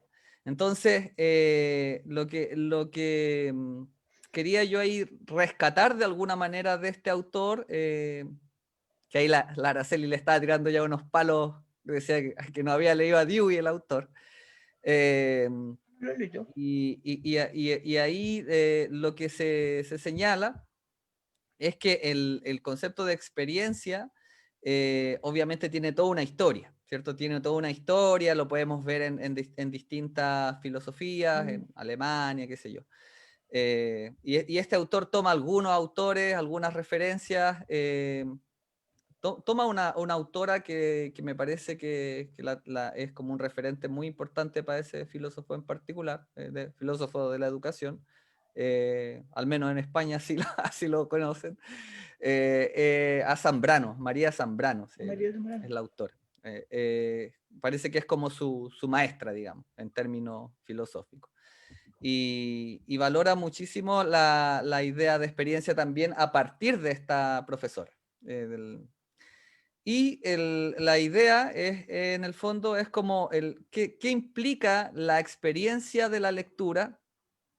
Cuando la experiencia de la lectura es algo que es como algo nuevo de alguna manera a la hora de abordarlo en términos teóricos para los profes. Entonces, cuando uno va, ¿cierto?, al mundo de la realidad docente, uno le pregunta, bueno, a mí me ha pasado, por ejemplo, le pregunta a los chiquillos, oigan, pero ¿qué han leído? La típica, ¿cierto? ¿Qué han leído? Y yo me acuerdo de una talla que hace poco me pasó, un chiquillo me decía, profe, yo leí Los Tenores, me decía, Los Tenores. Y yo decía, ¿qué es Los Tenores? ¿Una novela? ¿Un cuento? Y me dice, es un texto de unos periodistas, me dice, donde hablan de fútbol. y él hablaba maravillas del texto y se había leído el libro entero. Y uno le preguntaba a ese mismo alumno si se había leído alguna novela, algún cuento, nada. Pero ese libro en particular le había volado la cabeza. Entonces, de ahí yo me agarré, pues yo dije, ya, filo, da lo mismo. Si ha leído alguna novela, algún cuento, de ahí me agarro, de aquí parto. Entonces, como ese hecho de poder empezar a ver qué hay ahí, indagar en la experiencia del estudiante, creo que es súper importante igual a la hora de poder enseñar literatura, que es una cuestión que muchas personas dicen que es imposible enseñar literatura. Es como, ¿cómo se enseña literatura? Y hay como una especie como de paradoja, ¿cierto? De cómo uno enseña literatura si es como lo que uno enseña no es literatura propiamente tal, sino que lo que uno enseña son como a comprender algunas claves literarias, ¿cierto? Algunas estrategias para abordar el texto, puede enseñar el contexto, pero la obra como tal, la experiencia es lo que en el fondo uno al estudiante le va quedando. Y muchas veces la experiencia... ¿Te acordás del Goich? ¿Cómo? El de el desarrollo, el Goich, sí, que era como cronología de la literatura, cronología, y era como nada de literatura, sino era una división de autores por generación. ¿Estamos hablando de Sedomil? ¿De Sedomil Goich? Sí. Okay. Sí. Que una locura el texto. Que nunca pasa mucho que nunca leen. Nunca leen. Siempre es como que la historia es la de la literatura, pero uno nunca llega a la literatura como tal. Pues como... Oye, Leo, hay un texto de Eliot, T.S. Eliot, que se llama algo del desarrollo del gusto. ¿Ya? Que bueno, es un ensayito así como... Y ahí él dice lo siguiente, lo tengo a mano. Dice... ¿hasta qué punto merece intentarse la educación del gusto literario en los estudiantes? ¿Con qué restricciones puede incluirse propiamente la enseñanza de literatura en todo currículum académico, si es que debe incluirse? Para él, el tema del gusto a la literatura es una cuestión que no se puede enseñar.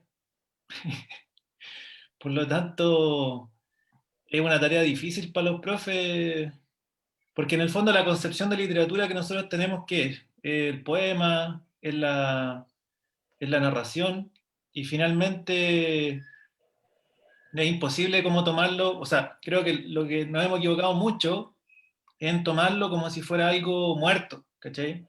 Y no como algo vivo, ¿ya? Y ahí como remontarse así como a la antigua literatura, ¿cachai?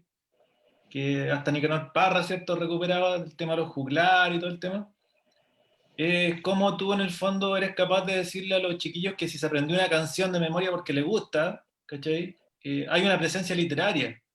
O que si uno hace una gran narración de lo que le pasó el fin de semana y que no sé, pues me agarré a combo, ¿cachai? Que generalmente escucho ese tipo de narraciones los días lunes en la mañana, ¿cachai? Pero que hay una narración, hay una estructura narrativa. Y así yo creo que hay que romper un poquito con esa noción como rígida de que la literatura es lo que está escrito. Y a partir de ella, cómo nosotros somos capaces de perfeccionar o llevar ese tipo de rasgo literario, la música, la lírica, la narración, a niveles más profundos, ¿cachai? Yo por lo menos lo he tomado siempre como desde esa rama para decirle a los cabros, ahí sabéis que vamos a hablar de algo que no está muerto para ustedes, ¿cachai? No sé si opinan. Sí, pero es que es bien interesante. A ver, yo siempre he tenido una historia conflictiva con las clases de literatura. En el colegio yo andaba a las patadas con la literatura. Pero tenía un problema súper serio, porque como yo fui a un colegio irlandés, de monjas irlandesas, la monja que nos enseñaba literatura inglesa era una joya. Entonces yo aprendí a amar a Shakespeare, a Malory, a todos los grandes de la literatura sajona, y a los más chiquitos también, por la monja. Porque en realidad cuando ella veía que andaba así, entonces nos metía a leer las leyendas de Arturo, que son bellísimas, o sea, eran unos cuentos maravillosos, casi policiales.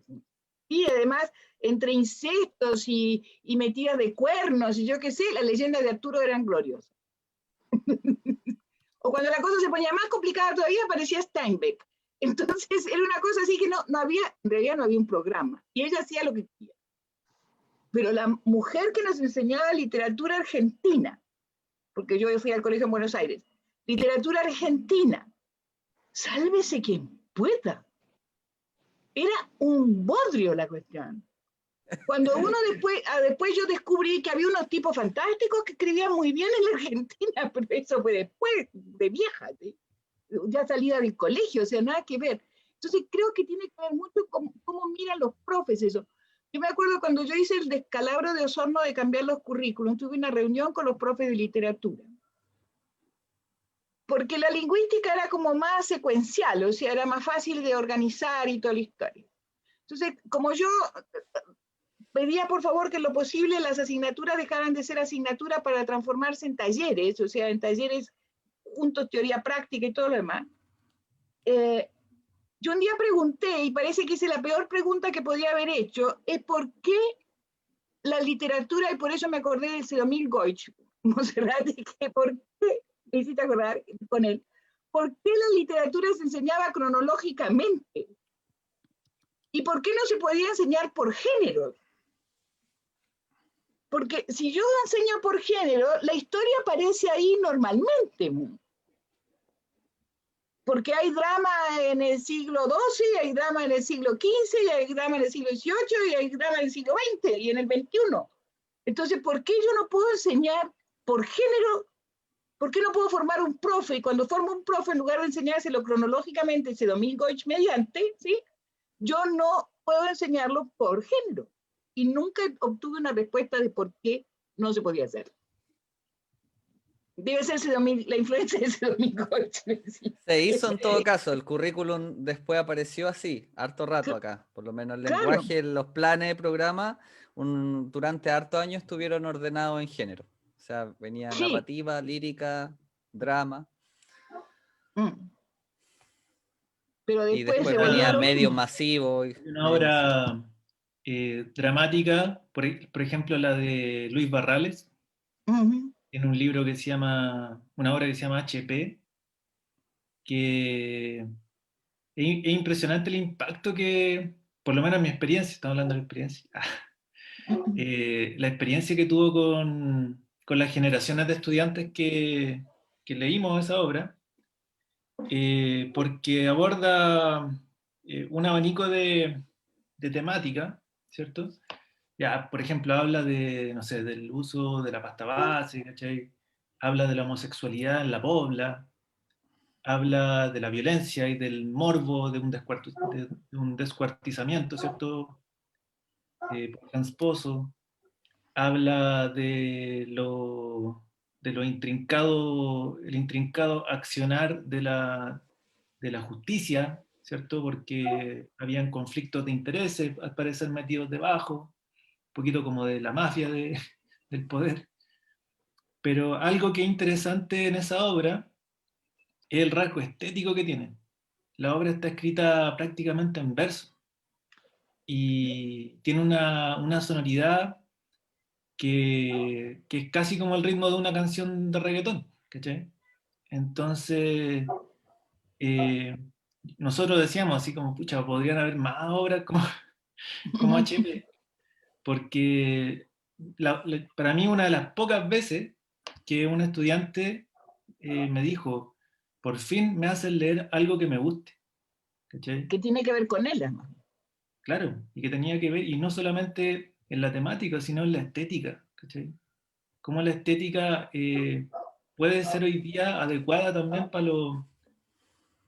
y que no sea siempre una estética de elite, ¿cachai? Que no sea siempre una estética que esté señalada para los iniciados, sino que esté señalada desde la cultura popular, ¿ya? Cómo tú puedes, creo que yo creo que desde la escritura, el gran desafío que existe, en términos como, no sé, personal por lo menos, es como esa superficialidad, ¿cierto?, del sentido común, de la estética popular, viva, se puede articular con elementos más profundos que te ayuden a reflexionar en torno a, no sé, a lo que decía Homero hace 2000 años, ¿cachai? Claro. Pero que tú lo leas y sea actual. Y eso es difícil porque, por ejemplo, yo gozo mucho leyendo a Gabriela Mistral. ¿Sí? Me encanta, sí. Es mi poeta favorita. Pero yo sé que es muy difícil llevar Gabriela Mistral al aula, ¿cachai? Porque esa vinculación de la experiencia y la estética es un poquito disonante con los tiempos. Creo que sí se puede llegar a ella, pero no se puede entrar a la literatura directamente con ella, ¿cachai? Me pasa eso. Bella experiencia. Mire, usted lee a Gabriela ¿Qué Mistral, le yo Araceli? leo a este señor. Está al lado mío de mi computador. Claro. Son los sonetos de amor de Shakespeare en inglés. Cuando Sí, se po. me cruzan Sí, las ideas, yo agarro el librito. yo quería comentar así como para también darle el pase a usted respecto a esto mismo que plantea Andrés. A mí me pasa mucho que cuando yo trato de abordar la literatura, una de las cosas, por ejemplo, en lírica, lo que decía Andrés, yo parto preguntándole a los chiquillos qué canción les gusta, por ejemplo, de reggaetón, o de lo que a ellos les guste, de rap, por ejemplo, o de una cumbia, de lo que sea. Y ya, partimos, uno dice ya tal, y la proyectamos en la pizarra, o la escuchamos, después la leemos, la analizamos, la comentamos. Y también me pasa que cuando los chiquillos a veces pueden llegar a través de eso, me pasa que a veces no llegan. O sea, se quedan igual como con eso nomás. Y me acuerdo que tuve una profesora que fue una profesora practicante, estaba, me parece, una práctica inicial o intermedia, ya no me acuerdo, hace un par de años atrás. Y me decía, oye, ¿y por qué están viendo reggaetón? Me decía, y yo le decía, es que no estamos viendo reggaetón, estamos viendo lírica. Estamos en la unidad de lírica. Y me decía, pero ¿por qué están viendo reggaetón en lírica? Me decía, ¿por qué no ven algo de poesía? No sé, me decía, ¿por qué no ven algo de la Mistral? No sé. Yo le decía, pero es que dale, pues si podéis vincular lo que ellos escuchan con Mistral, excelente, te aplaudo, pero estoy tratando de ver cómo llego a Mistral a través del reggaetón, a través del trap, pero partamos por el trap, no podemos llegar al tiro con la Mistral, le decía yo, porque me van a tirar, porque lo he intentado, le decía yo, lo he intentado y no resulta. Y yo le decía, ¿cómo entro yo? Yo entro con Redolés, por ejemplo, y ahí entro. Yo le digo, mira, hay un poeta, Redolés, o por ejemplo con el Tata Barahona, que también es, pero con cosas que han escuchado sus papás, de repente que ellos mismos o ellas mismas han escuchado. Entonces, creo que en el fondo es como ese rescate de la experiencia propia con la literatura, con la poesía, con la lírica, y de ahí ir avanzando. Creo que es importante, pero lo que nos pasa ahí, y creo que ese elemento es súper común, que, claro, pues no podemos estar todo un semestre viendo lírica. Entonces la lírica tiene que ser onda 1 mes y medio, 2 con suerte y chao. Y no se vio lírica más en todo el año. Porque después venía narrativa, y después venía drama, y después venía medio. Entonces uno no puede manejar los tiempos a su antojo. Uno no podría decir, ya vamos a ver lírica hasta que los chiquillos de verdad le haga sentido o logren construir un sentido en un poema, por ejemplo, que no sea solamente la canción de reggaetón o la canción romántica, ¿cierto? Sino que puedan ver también que hay un sentido, por ejemplo, en Shakespeare. Pero no logramos llegar a Shakespeare, nos quedamos ahí. Entonces creo que a veces se da como por el manejo del tiempo. No sé cómo lo ven ahí. Un poema, o que escriban. No, también sí. Pero No, sí, la sí. escritura, es que eso fue lo que se me ocurrió. A mí siempre me llamó la atención una cosa muy, cuando María estaba en el colegio, tenía un muy buen profe de francés y los hacía escribir poemas al estilo de. Empezaba por una cosa maravillosa, o sea, les daba, por ejemplo, un pedazo de un poema de Loire y le decía, termínelo, ponga usted los últimos 2 versos. hasta que podía pastichar a hacer un pastiche de Loire. Y yo creo que el ejercicio del pastiche es bien interesante, escribir al estilo de, ¿sí? Eso es muy prustiano mío, pero yo siempre consideré que era un buen ejercicio para aprender a escribir como escriben otros, para poder después engancharse uno en su propio cuento. Yo tengo un lío con mi nieto del medio que lo único que hace es dibujar mangas y leer mangas. Pero bueno, lee. O sea, y le encanta todo lo que sea japonés, es de su cuento. Incluso está aprendiendo con un pincel a escribir en kanji. Pero a los 10 años me parece regio, por lo menos tiene algún interés en algo que tiene que ver con la literatura y con la cultura además, porque si no se vuelve con esta historia entre el teléfono, los videos y los tablets, estamos fritos. Y a mí me preocupa harto ese tema. Sí, yo ahí quería también mencionar esta idea que del currículum, como para tirarle también unos palos al currículum, que hay una noción que está súper presente también en algunos currículums de formación de profes, que a la hora de desarrollar el estudio de la literatura, se ve mucho en función del estructuralismo. El estructuralismo pensado desde el análisis narratológico, por ejemplo, entender la idea de narrador, perspectiva y todo esto, o sea, toda la teoría narrativa, y finalmente, en vez de hacer vivir una experiencia de lectura que sea atractiva para el estudiante, lo que se hace es enseñar teoría literaria, y tratar de enseñar teoría literaria utilizando como excusa, ¿cierto?, el cuento, utilizando como excusa el poema, para poder enseñar teoría literaria. Entonces, ahí hay como una especie de problema que es como curricular, porque en el fondo lo importante en el currículum en este caso no es, ¿cierto?, la experiencia que puedan tener de la obra, sino que lo importante es que aprendan teoría literaria o que desarrollen la habilidad, entre comillas, ¿cierto?, en estas famosas habilidades de identificar el narrador. ¿Por qué? O sea, como, ¿por qué?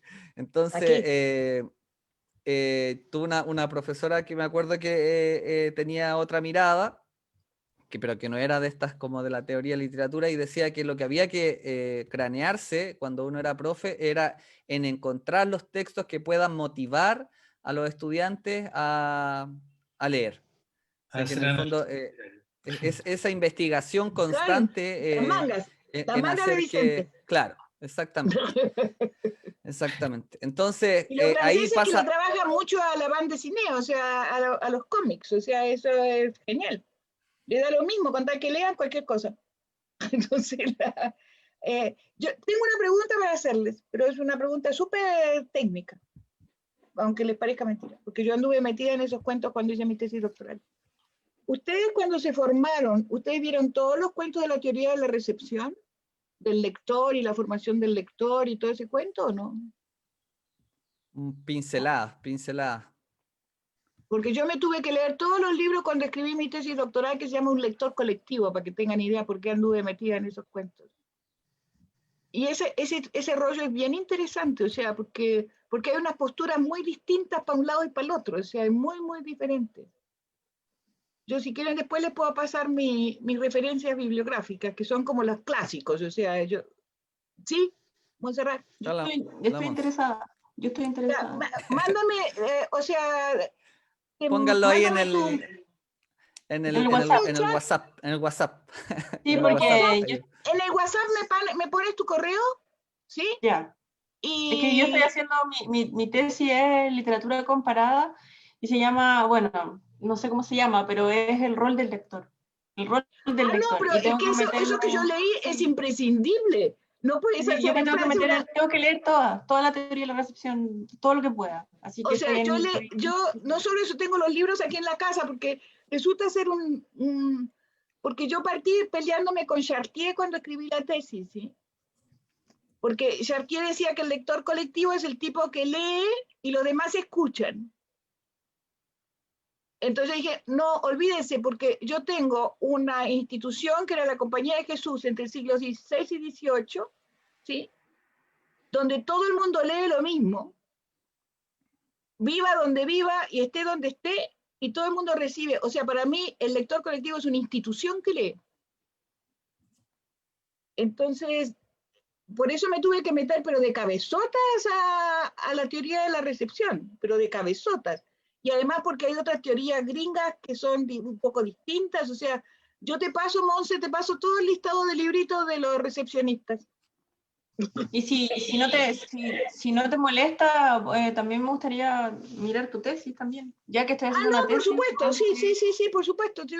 Además que hice una tarea de Titanes, la traduje a castellano.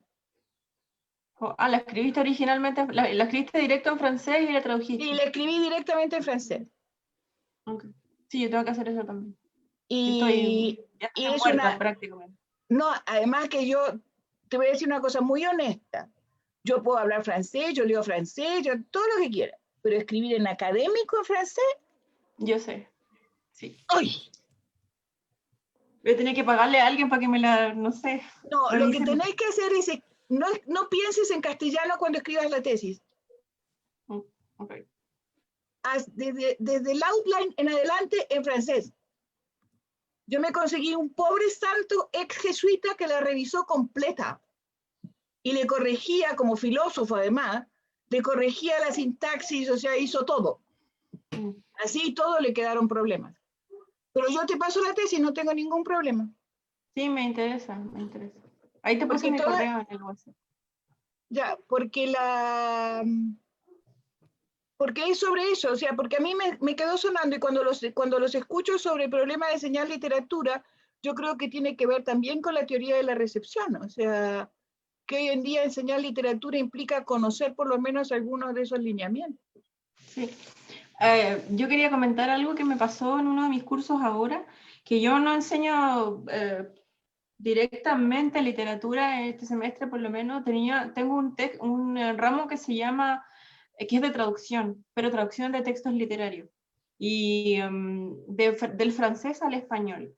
Entonces yo tengo que buscar textos en francés, fragmentos y todo, bueno, traducirlo, ¿no? Pero lo que yo hice fue, pues, como no había enseñado nunca traducción, aparte de buscar así como los textos dentro de mis intereses también, y que se adecuaran un poco al primer año en el que están estos chicos, el primer año de licencia de lengua, y que eligieron español y literatura como su especialidad, digamos. Y elegí varias cosas, y entre ellos había un poema de Huidobro. Sabemos que Huidobro escribió también en francés, ¿cierto? Sí, entonces claro. lo que hice fue idear un método que no se basaba solamente en proponer una traducción, sino que abordaba, digamos, como el texto como en su contexto, el contexto de la obra, contexto del autor, y abordaba problemas y dificultades que podía traer el texto. Y empecé con un poema de Huidobro, lo cual fue súper arriesgado, como para empezar a traducir un poema es como muy, muy arriesgado. Pero bueno, fuimos frase por frase, el tema de la gramática, ¿cierto? Esas cosas como la conjugación de los verbos, no sé, pues está en este tiempo verbal en francés, ¿a cuál lo voy a poner en español? ¿Cuál es el equivalente? ¿Cierto? Todo ese ejercicio. Pero el ejercicio previo que yo planteaba, el ejercicio como global, era como buscar quién es Vicente Huidobro, dónde escribió, por qué escribió en francés, es chileno. Es chileno, ¿por qué está escribiendo en francés? Y un poco la historia del tipo, yo les conté más o menos, y ellos hacían como una investigación previa de situar un poco la obra, digamos, y ocupé Sartre, ocupé la carta de Camus, y un par más, pero partí con Huidobro. Y me di cuenta, o sea, con mi objetivo como de no dejar solamente que fuera una decodificación de una lengua a otra, me di cuenta que estaba enseñando mucho más. No sé si compartimos mucho eso de enseñar como el contexto como de la obra misma y todo, pero sí sirve mucho en términos de la traducción como la tarea a la que se enfrenta un traductor. Y pasaron cosas bien extrañas en que los chicos me empezaban a preguntar cosas como de la vida, de, ay, pero ¿y por qué no sé por qué él se fue a Francia, entonces yo les contaba, no, la cosa es que su papá y su abuelo eran, no sé, abogados, y él no quería eso, él quería estudiar literatura, y su mamá, que era feminista, como contándole toda la historia de la, como del contexto, y después como de la obra donde estaba como el poema, el poemario completo, y quién lo ayudó en Francia, y por qué se fue para allá, y toda esa historia como que al final estaba enseñando literatura definitivamente, antes de como que la tercera parte del análisis que yo les proponía como método de En trabajo la para traducción. llegar a una traducción tenía que ver como con la obra completa. Y llegamos a hablar de cosas del tipo, por ejemplo, en el poema, el que se llama Aeroplano, por si les interesa, en francés, pero lo tradujimos al español, bueno, está obviamente en los dos idiomas, hay una referencia a la Cruz del Sur, eh, porque todo, bueno, como es aeroplano, es todo un tema como aéreo, ¿cierto? El cielo, la estrella y todo eso, y está justamente en el contexto de los primeros vuelos en Europa, ¿cierto? Cuando se estaba inventando el avión, y bueno, todo eso lo trabajamos, ¿cierto? Como parte de la obra misma, y nos encontramos con cosas tan así como que enriquecieron un poco la lectura de que es la Cruz del Sur, si en el hemisferio norte no está la No, Cruz en la del Cruz Sur. del Sur. Entonces, claro, ahí había como que reflexionar, bueno, acá está la Cruz del Norte, ¿y por qué? Porque este tipo era chileno, ¿cierto? Y por más que estuviera escribiendo en francés, su imaginario estaba en el sur, digamos, Claro. y me di cuenta de como que sin proponérmelo, como que hice el ejercicio inverso, ¿cachai? Como no me pregunté cómo voy a enseñar literatura, pero finalmente terminé analizando un texto ¿cachai? Como mi objetivo es traducir, o sea, el curso se llama traducción literaria, ¿cachai? Y yo tengo, mi objetivo es que ellos logren respetar, digamos, el texto y el sentido del texto original, ¿cierto? Y pasarlo al español con los recursos que ellos tengan y lo que podamos encontrar, ¿cierto? En otros lugares, pero me vi, digamos, armando un contexto al final contándoles como, es que París era en ese tiempo la ciudad de las luces y todos los que tenían lucas iban a París, porque París, y como que ellos no tienen ni idea, tienen No, 18 claro. años, ¿sí? Y no tienen ni idea cómo se ve, ni siquiera estamos en París, o sea, no sé, como que piensan Francia y París, y París no es Francia, digamos, y esto, bueno, me fui como, partí al revés, ¿cachai? Como que terminé y en algún momento me dije, ¿qué estoy enseñando en esta cuestión? Que yo me iba a embolar también hablando, pues. Sí, Y a mí igual me ha pasado, quería comentar ahí también así como respecto a lo que señala la Monse, leímos unas cartas de las cartas a Teo, a propósito de una unidad que hay que es como del trabajo artístico, el trabajo del artista y todo. Aparecen en el libro que viene con del ministerio. Y hablamos del contexto y nos quedamos como 3 clases hablando de Holanda, de la historia de Holanda, y estuvimos, y los cabros estaban súper felices.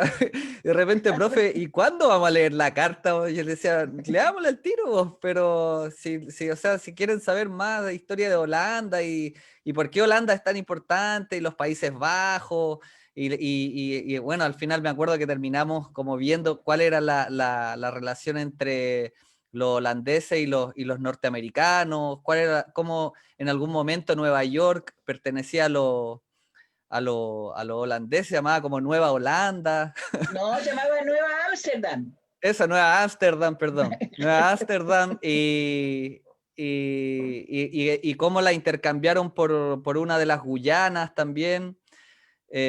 Bueno, había toda una historia ahí uno se va a embolar.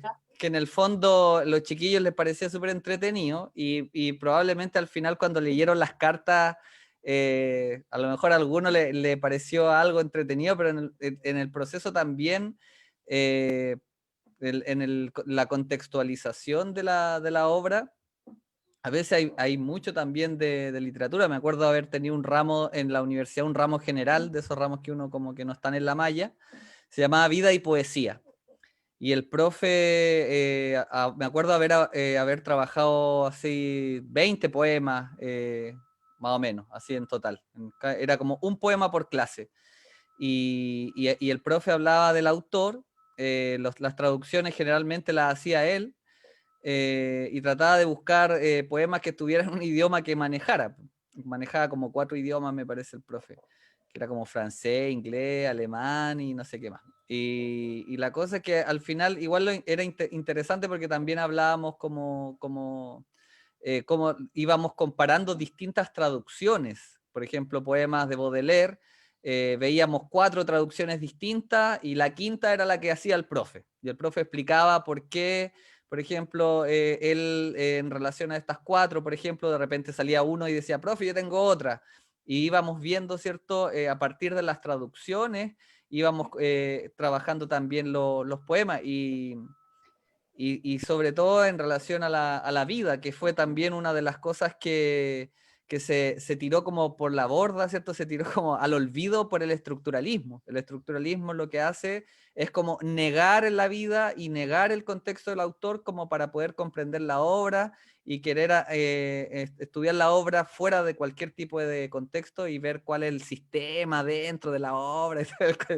Que igual entretenido para uno que le gusta la teoría, pero para un estudiante que viene recién entrando a conocer un libro, que con suerte ha visto Harry Potter la película y sabe que existe la novela, pero no ha leído prácticamente nada de novela. Es súper difícil llegar a través de la teoría estructuralista a desarrollar el conocimiento o la experiencia de la lectura de la literatura. Y Tengo la otra última idea que pregunta. quería decir, que hay una idea que desarrollan aquí los lingüistas los que están acá en la Católica de Valpo, que es como la lectura intensiva y la lectura extensiva. Eso era lo que Sí. hacían. Y la intensiva es cuando se hace como la lectura como con una finalidad como pragmática o con una finalidad absolutamente funcional por desarrollar habilidad, etcétera. Y la extensiva ellos la veían como la lectura como por placer o como por diversión o por ocio, digamos. Y se ve que la lectura de la literatura siempre es extensiva, nunca es intensiva en la escuela. Pero eso no puede ser porque en el fondo uno igual no hace eso en la escuela. En la escuela uno no les pasa los libros para que lean solo por placer en la escuela, pues también hay un trabajo con el texto, ¿cierto? Entonces ahí hay como una escisión entre lo que se entiende ahí como como la literatura, como algo que está fuera prácticamente del desarrollo, como de la comprensión en las teorías de los lingüistas. Los lingüistas como que se meten a desarrollar teorías de la comprensión, pero de los textos no literarios. Pero Claro. cuando entran a los textos literarios, como que dicen, no, esto mejor que no. Y ahí por eso también te comentaba el otro día, Araceli, que de los que yo así como que me volaron la cabeza fue Bakhtin, que Bakhtin se mete en los dos campos, no se queda solamente en la lingüística, sino que se va a la literatura y a la cultura en general, y ahí No, claro. ese tipo de miradas creo que son muchos, pero son casos aislados en el campo de la Claro, enseñanza de la literatura o el el abordaje de la el literatura. texto de Bakhtin sobre Pantagruel es maravilloso, o sea, y el de la imaginación dialógica, o sea, eso es una cosa espectacular. Yo lo que le quería preguntar, porque a mí siempre me llamó mucho la atención, ¿alguna vez se ha discutido cuáles son los textos literarios más adecuados de acuerdo a los desarrollos cognitivos de los muchachos? Porque yo siempre he tenido unos problemas brutales, yo y mis descendientes, ¿sí? Por ejemplo, María, segundo año de liceo, o no me acuerdo, por ahí andaba, o sea, primer año de liceo, creo. La historia, la Araucana del Silla, ¿sí? Y María en esa época leía La Viña de la Ira de Steinbeck. Entonces teníamos una especie de contradicción permanente entre lo que tenía que leer, ¿sí? Y lo que a ella le importaba leer, porque además siempre fue una muy buena lectora, entonces, y con libertad de elección también para leer. Entonces, ¿hay algún trabajo, porque yo no he buscado, sinceramente, pero algún trabajo donde donde se pongan en relación? Por ejemplo, si yo pienso en el desarrollo de las estructuras cognitivas de los muchachos, hay cierto tipo de cuentos, por ejemplo, o de poesía, que son más adecuados para que lean a los 11, 12 años y otros para que lean a los 16 o 17, o sea, por el propio desarrollo de sus estructuras cognitivas. Entonces, ¿hay algún estudio o algo así que se proponga por ahí o no? Mira, nosotros acá, y también yo creo que más o menos para ir cerrando, y a lo mejor nos queda como para un próximo programa, uno de los programas de los primeros programas que hicimos acá del Quebrantahuesos, tuvimos como invitada a una amiga que se desarrolla el fomento lector en los niños, como en la primera infancia. Y ella estuvo también ahí estudiando harto y todavía qué textos en el fondo o qué libros son idóneos para poder fomentar la lectura en los niños, las niñas, los más chiquititos.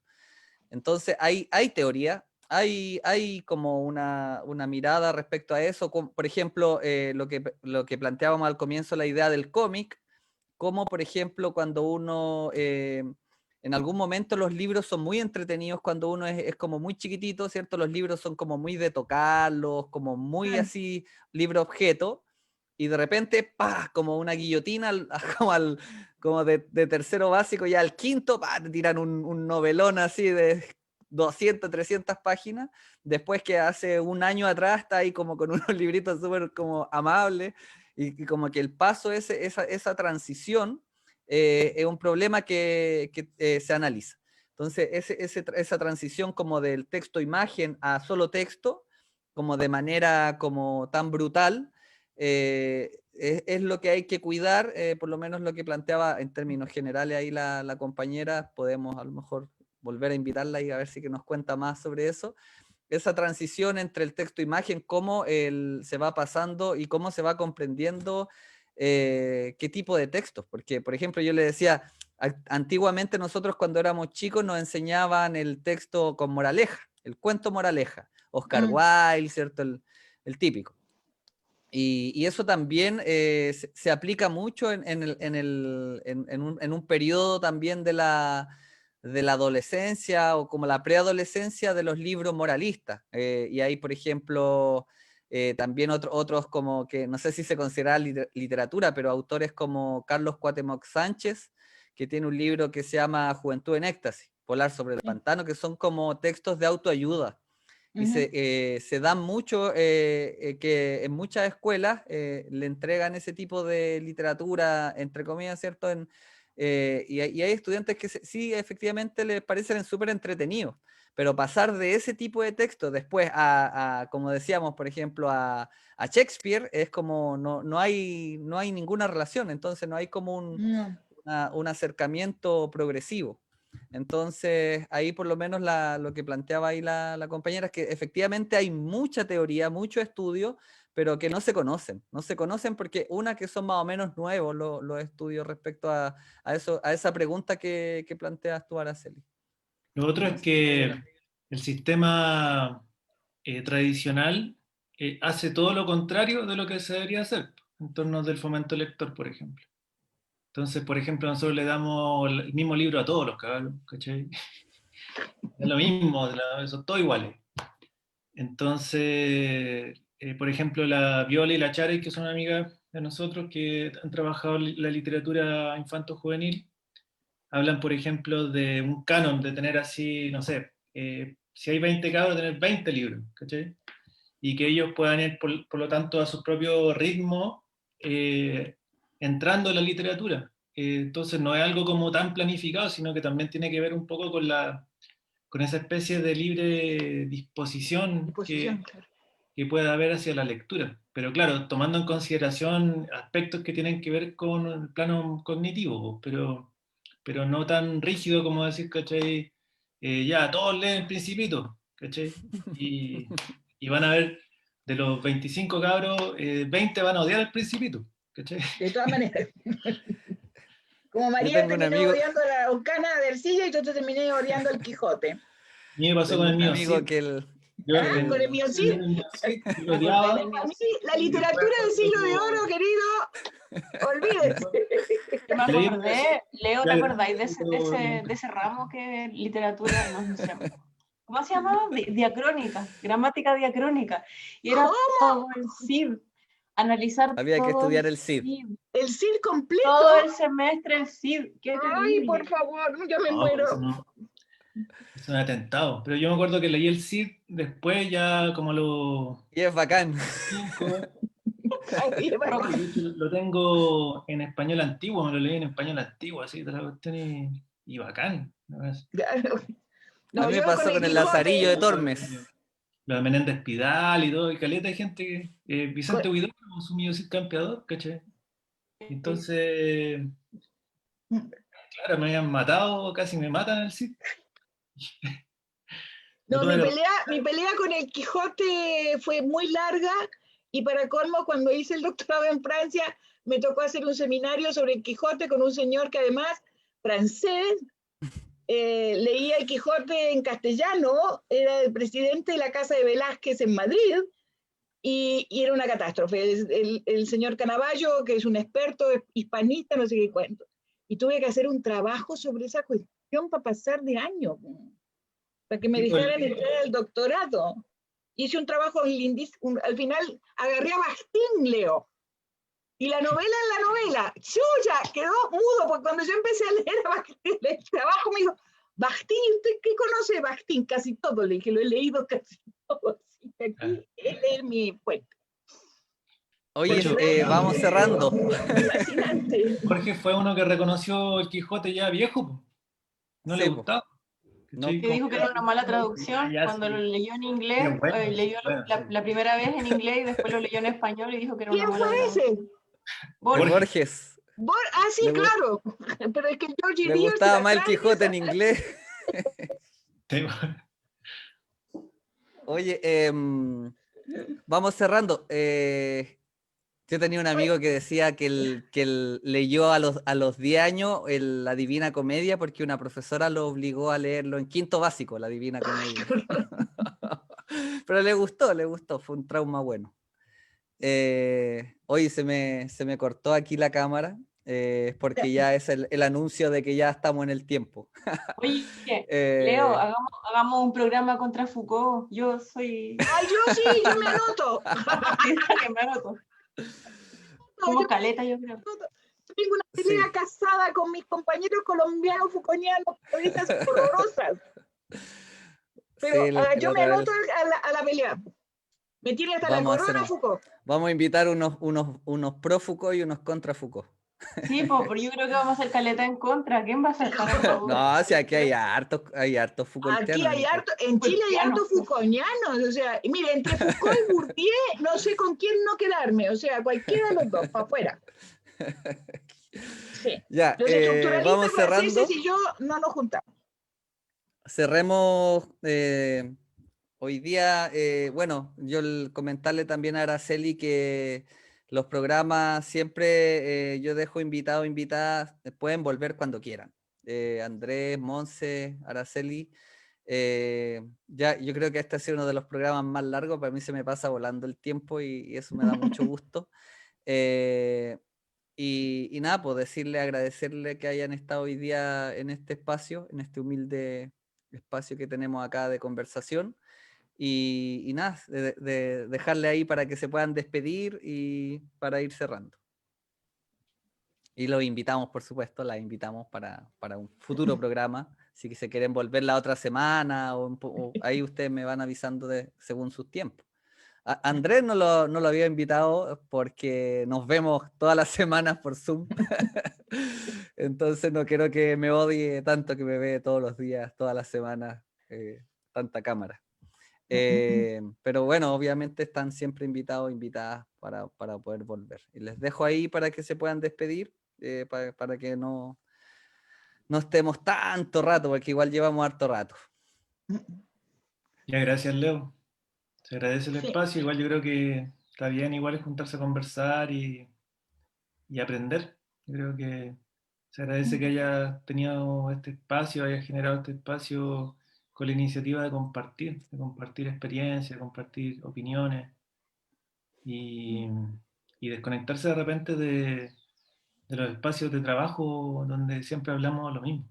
Así que un abrazo gigante para las tres, mis compañeras, las y los tres. Bueno, Bueno, ay, perdón. Sí. No, sigue, Monse, sigue. Vale, yo nada, yo siempre, o sea, todas las veces que puedo acepto, a mí, como saben, me complica un poquito el horario, pero siempre que acá estoy en horario distinto, 4 horas más. Entonces, eso, pero nunca me arrepiento cuando lo hago, a pesar de que tampoco es tan tarde, pero hay veces que tenemos harta diferencia más. Pero a mí me encanta y independiente del tema que se hable, siento que siempre se genera, siempre hay un vínculo, encontramos siempre. Y está súper bueno compartir y conocer a gente, bueno, que yo estoy más lejos, entonces me cuesta más, no comparto mucho con nadie, la verdad, entonces para mí es súper buena experiencia. Así que cuando quieras. No, yo también doy las gracias por la invitación. Me parece una conversa súper entretenida, salirse un poco de los cánones de la conversación habitual académica, que a mí me molestan un poco a veces. Y la otra cosa que a mí todas estas conversaciones me permiten y me abren un camino a volver a insertarme en este mundo chileno que me ha dado mucho trabajo volver. Pero mucho, mucho trabajo. Porque yo dejé un Chile y el que me encontré es mucho peor que el otro. Y eso es muy duro. O sea, hay mucha banalización, mucha cosa que antes había, pero era menos. O sea, uno podía pasar colado sin mucho cuento en otros ámbitos.